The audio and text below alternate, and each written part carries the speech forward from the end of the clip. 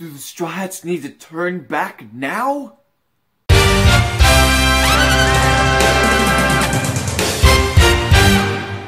Hi guys, Nerdy Perkins here, bringing you my review for One Piece Chapter 828, 1 and 2.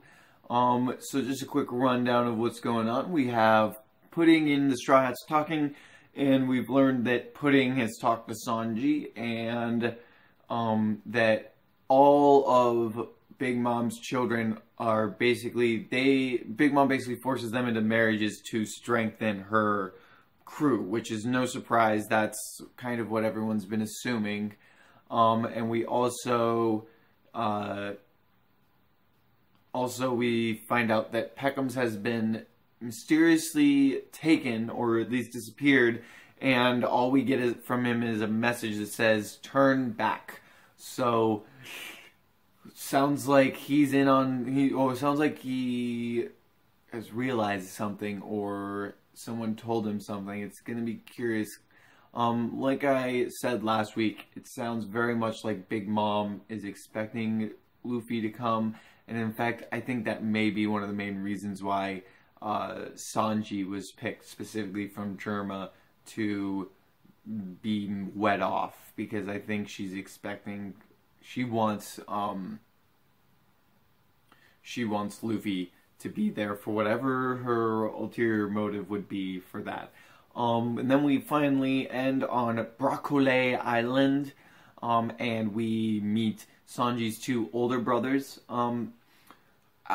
If I knew Japanese, I could probably guess their names. I know some people have written out what their names are probably going to be. We have 1 and 2. I like both of their designs a lot.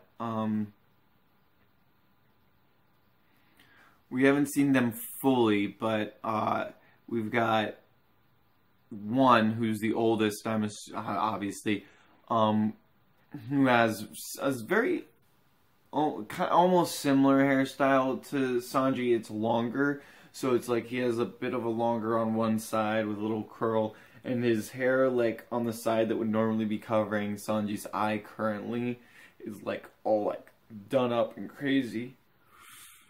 It has 3, it has 3, like, little spikes. I really like it. And it looks like his cape is a bit lighter. It's because it's not inked in fully in black. It's just white. So I'm wondering what color he would be. Maybe he's white while Sanji's black. So anyway, so it looks like they are like taking over, or they're helping one side in this war for payment, basically. So they're acting as mercenaries. And they do a bang-up job. Like, that entire country is, like, burning up. I'm just looking at the image of them standing on the top of that building at the end there. And we only get a little bit of what 2 looks like. And he has what looks like a thicker swoop of some kind of thicker thing covering his right eye. So it looks like Yanji is one of the few who don't, like, cover up one of their eyes. And let's see. Yeah, both of their curly eyebrows are going in the opposite direction. At least the ones we can see are going in the opposite direction of Sanji's. Yeah, overall, I think this was a pretty good chapter. We're still transitioning in and getting introduced to people from